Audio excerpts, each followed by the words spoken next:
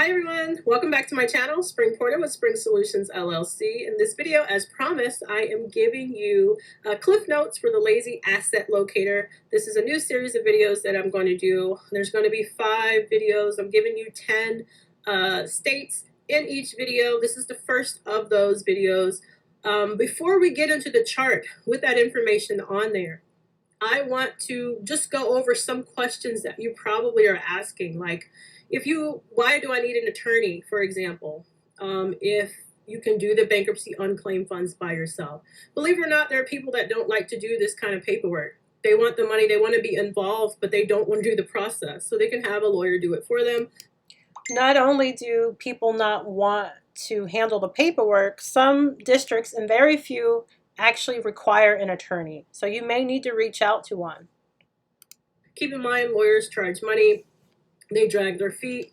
That's just, they have other clients. You're not going to be totally special unless it's probably a major deal or a major, case that they're working on, just to let you know. But it's not always the case. You can probably find someone that kind of knows what you're doing, that has done it before, because not every attorney has actually done this before. They're used to dealing with the straightforward cases with bankruptcy and maybe filing for foreclosures and things like that. They may not be used to actually doing this particular process. So you may have to explain what it is that you're doing.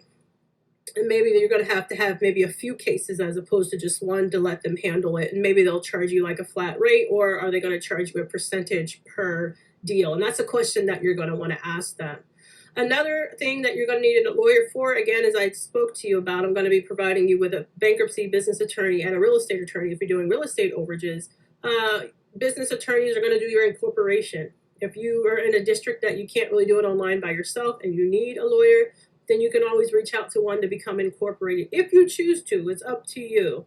This is just blanket information.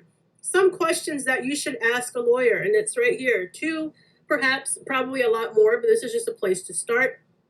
Do they handle unclaimed funds? You want to ask them that, because they may think that they know how to do it and they've never done it. I have seen lots of cases online where the lawyer has actually filed stuff and he forgot stuff.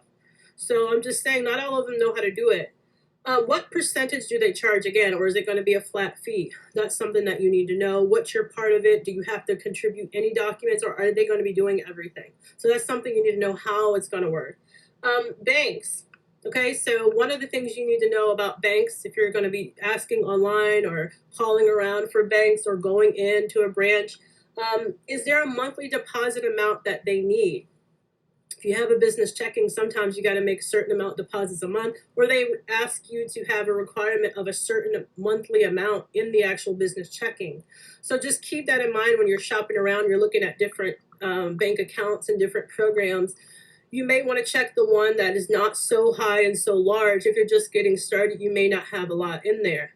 Or if you have other areas where you're doing unclaimed funds like state funds or real estate overages, then you could probably try to gauge how much money you will probably make a month. And then that will determine what kind of business checking account you need. All right, because some do require a lot because they think, oh, it's a huge business, or if it's just something small. You have to make sure you're asking those questions and looking at basically the fine print. Another thing that you want to ask, I spoke about this before, are third-party checks. Do they allow third-party checks? Tell them that it's coming from the U.S. Treasury Department. I keep reiterating that you don't get a lot of third-party checks. It usually comes to you directly, or you get an EFT payment, but there are some people that maybe want to work in areas where they want third-party checks. Maryland, for example, Massachusetts, for example. Those are for sure districts where you're going to need to have a bank that allows third-party checks. Mobile notaries. I guess the only question that you're going to ask is probably the location for sure. Just because they are a mobile notary in the whole state, your client may be really, really far from them. So you need to make sure that you find a mobile notary that's close, obviously, to where they are. Can they mail the document? So after they've notarized the document for the client, are you going to leave it to the client to mail it back to you, or do you want them to do it? I've had a situation where the client actually lost it.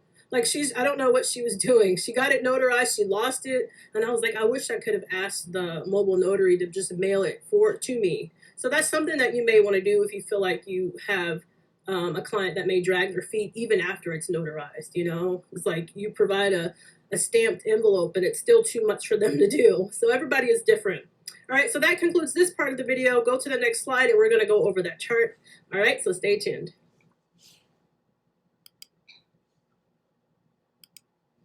Hi everyone, so welcome to this particular slide. And here I am going over again the chart. I'm just providing you with a chart with the information on there.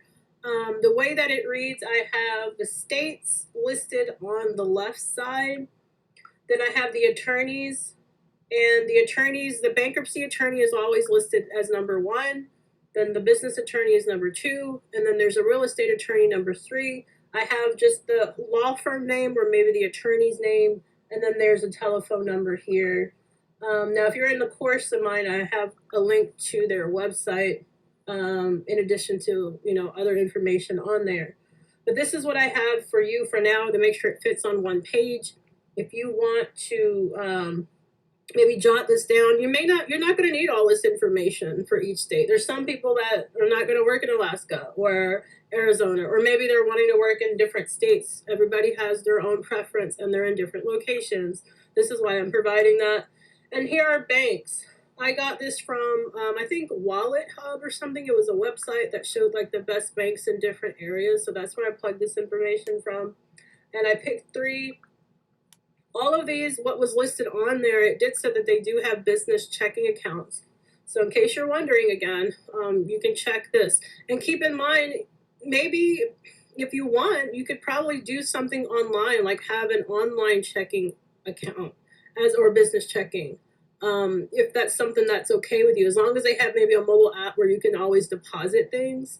Maybe that'll work for you if you're in a state that you can't seem to find a regular bank that will allow you to maybe do third-party checks, or you just can't seem to find one. Maybe try one of these online, and maybe it's a neighboring state or something that close to you. I mean, I don't know. You have to kind of get creative here, and just keep in mind there are different for the attorneys, different locations, right? So they may have satellite offices spread out. So you may want to. This is sort of the main number that I was able to pull from the internet.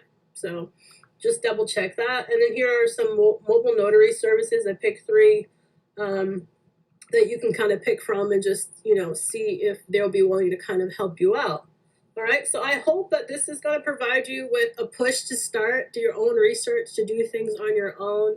Maybe screenshot this or pause it, screenshot it, and then you can kind of print it off and leave it for later use.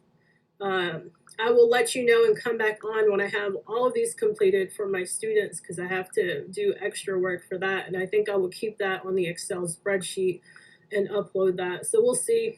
I'll let you know when that's completed. Please go ahead and pause this if you'd like and screenshot it. And I will see you in the next video. I will go over 10 additional states and same information in that state for those who are interested. All right, so I'll see you in the next video. Thanks for watching.